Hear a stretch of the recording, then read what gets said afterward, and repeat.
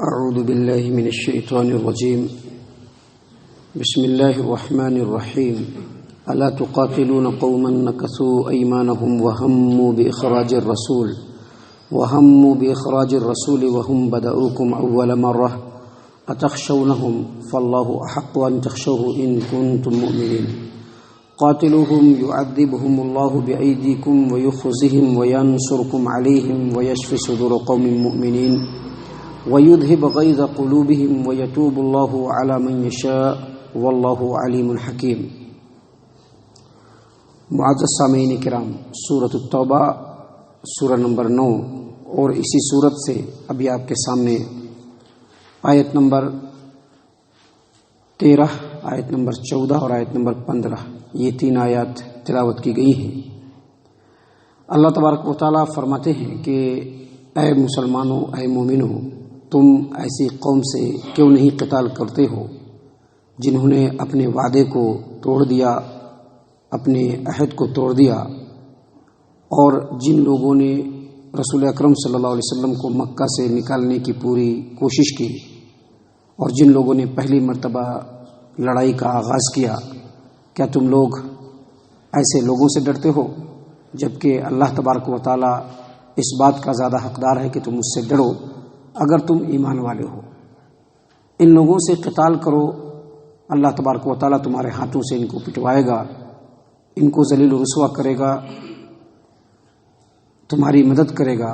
اور مومنوں کے دل کو ٹھنڈک پہنچائے گا، اور تمہارے دلوں سے غصے کو دور کرے گا، اور ان میں سے اللہ تبارک و تعالیٰ جس کو چاہے گا توبہ کی نصیب دے گا، توفیق دے گا، اور اللہ تبارک و تعالیٰ جاننے والا اور حکمت والا ہے۔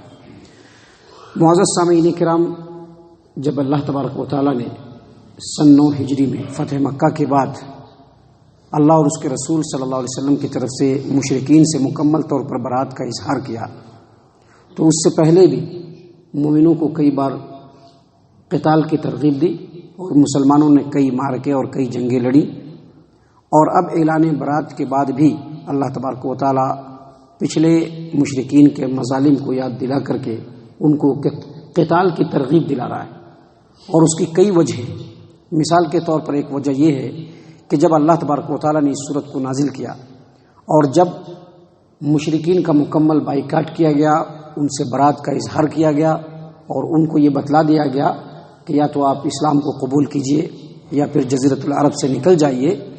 جب اس طرح کے اعلان برات کا اظہار ہوا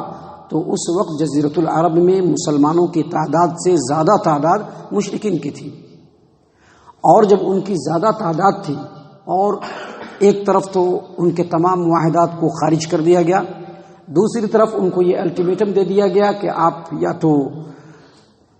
ایمان لا کر کے جزیرۃ العرب کے اندر رہیں، یا نہیں تو یہاں سے نکل جائیں، یا پھر جنگ کے اوپر آپ تیار ہو جائیں۔ تیسری بات یہ کہ کعبہ کی جو ذمہ داری تھی سب سے ان کو معزول کر دیا گیا،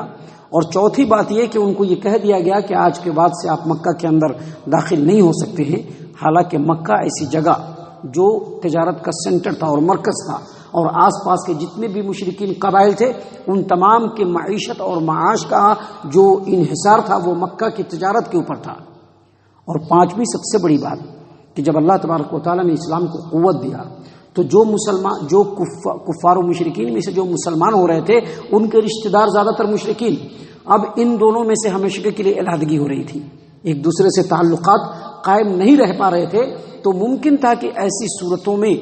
ان صورتوں میں مشرکین جتنے بھی تھے سب کے سب یونائٹ ہو کر کے، متحد ہو کر کے ایک بار مسلمانوں کے اوپر حملہ کریں، یا پھر یہ نہیں تو ایسا ضرور ہو سکتا تھا کہ عرب کے مختلف جگہوں پہ، مختلف بستیوں میں، مختلف قبیلوں کے اندر مسلمانوں کے ساتھ خانہ جنگی شروع کر دی جائے۔ اسی لیے مسلمانوں کو یہ کہا جا رہا ہے کہ آپ ایسے مشرکوں سے قتال کیوں نہیں کر رہے ہیں جو اپنے ایگریمنٹ کو توڑنے والے ہیں، جو ایگریمنٹ کر کے اسلام کے خلاف ریشہ دوانی کرنے والے ہیں، اسلام کے پیٹھ کے اوپر چھوڑا بھونکنے والے ہیں۔ ایسے لوگوں سے آپ قتال کیوں نہیں کرتے ہیں جنہوں نے نبی اکرم صلی اللہ علیہ وسلم کو مکہ سے نکالنے کی پوری کوشش کی اور آخر کار کے نکال ہی دیا؟ آپ ایسے لوگوں سے لڑیں، آپ ایسے لوگوں سے بالکل نہ لڑیں۔ دراصل جب اللہ تبارک و تعالیٰ نے ان آیات کے ذریعے سے تمام مشرکین سے برات کا اعلان کیا تو اس وقت مسلمانوں کی جو سوچ تھی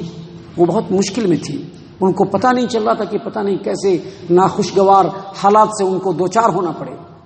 اور یہ بات بالکل بجا تھی کہ پتہ نہیں کیسے حالات سے دوچار ہونا پڑے. تو ایسی صورت میں اللہ تبارک و تعالیٰ نے مسلمانوں کو 2 حکم دیا. پہلا حکم یہ دیا کہ ایک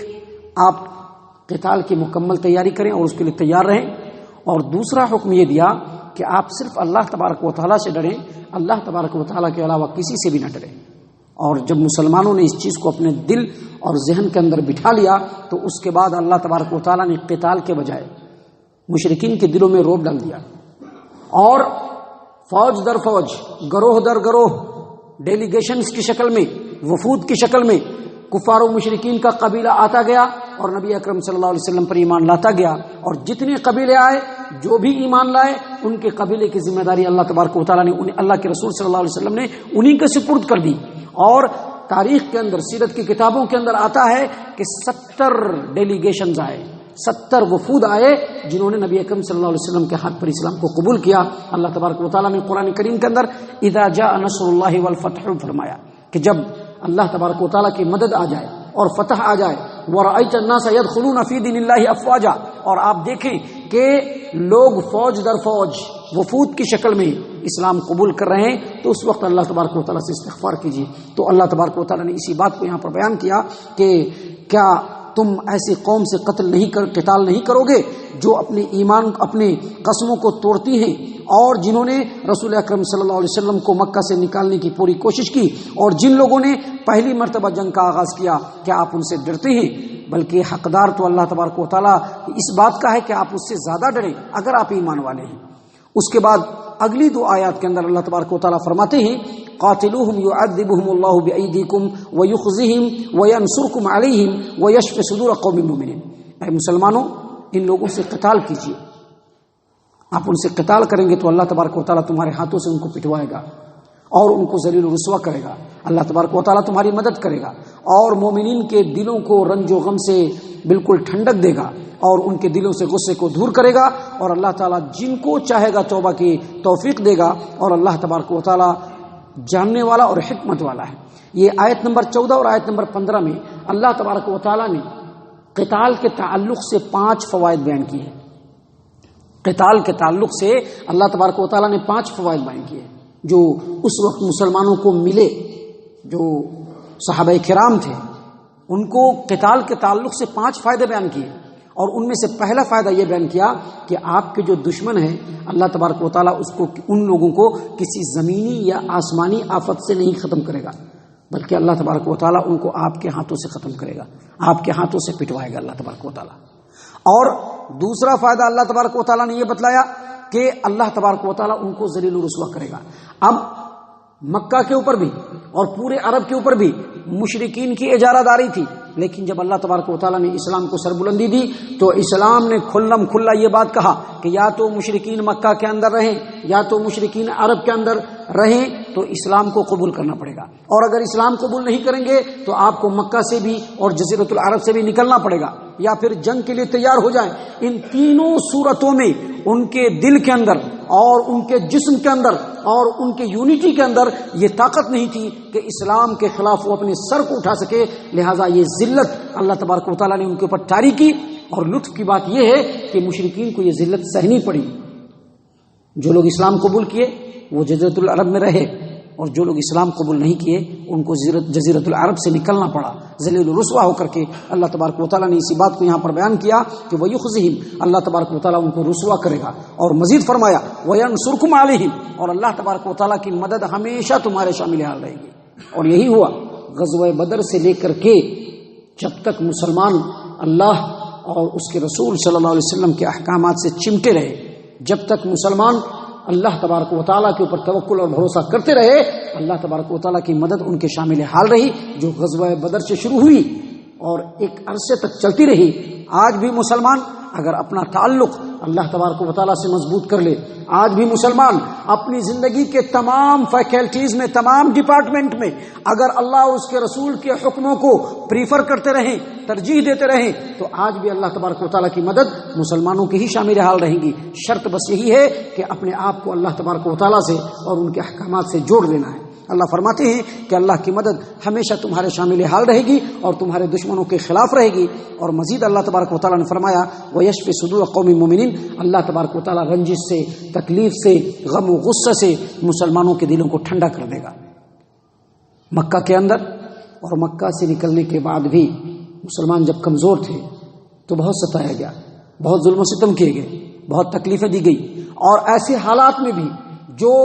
نوجوان طاقتور اور غیور مسلمان تھے وہ چاہتے تھے کہ جو ظلم ان کے اوپر ہو رہا ہے اس کا مکمل بدلہ لے، لیکن اللہ تبارک و تعالیٰ نے کہا کہ نہیں، صرف صبر کرنا ہے، درگزر سے کام لینا ہے۔ لیکن جب اللہ تبارک و تعالیٰ نے مسلمانوں کو طاقت و قوت سے نوازا تو اس وقت یہ لڑائیاں لڑی گئی جس میں اللہ تبارک و تعالیٰ نے مسلمانوں کے دلوں کو ٹھنڈا کر دیا۔ اور مزید آگے اللہ تبارک و تعالیٰ فرما رہے ہیں کہ وَيُذْهِبَ غَيْظَ قُلُوبِهِمْ، اور اللہ تبارک و تعالیٰ ان کے دلوں کے غصے کو دور کر دے گا۔ اور ایک آخری جو فائدہ اللہ تبارک و تعالیٰ نے بتلایا وہ یہ کہ وَيَتُوبُ اللَّهُ عَلَى مَن يَشَاءُ، اللہ جس کو چاہے گا، یہ جو بڑے بڑے معزز کفار و مشرکین اور رؤوسا اور سرداران ہیں، اللہ ان میں سے جس کو چاہے گا اللہ ان کو توبہ کی توفیق دے گا اور وہ اسلامی بھائی بن جائیں گے تمہارے۔ اور ایسا اس وقت سے ہونا شروع ہوا اور آج تک ہوتا چلا رہا ہے۔ اللہ تعالیٰ جس کو چاہ رہا ہے توفیق دے رہا ہے اور وہ باغیور مسلمان بن کر کے اسلام اور مسلمانوں کے نام کو سربلند کر رہے ہیں۔ اور اللہ تبارک و تعالیٰ آگے فرماتے ہیں واللہ علیم الحکیم، اور اللہ تبارک و تعالیٰ جاننے والا اور حکمت والا ہے۔ اللہ تبارک و تعالیٰ سے دعا ہے کہ اللہ تبارک و تعالیٰ ہم تمام کو ان باتوں کے اوپر غور و فکر اور تدبر کرنے کی توفیق عنایت فرمائے، ہم تمام کو صحیح معنوں میں مومن اور مسلمان بنائے۔ اللہ تبارک و تعالیٰ ہم تمام کو صحابہ کرام کے اسوہ حسنہ کو اپنانے کی توفیق عنایت فرمائے، جنت الفردوس میں جگہ عطا فرمائے۔ اے اللہ ہم تمام کو جہنم سے پناہ دے، اے رب العالمین ہم تمام کو جہنم سے پناہ دے، اے مالک الملک ہم تمام کو جہنم سے پناہ دے، آمین یا رب العالمین، وما علینا الا البلاغ المبین۔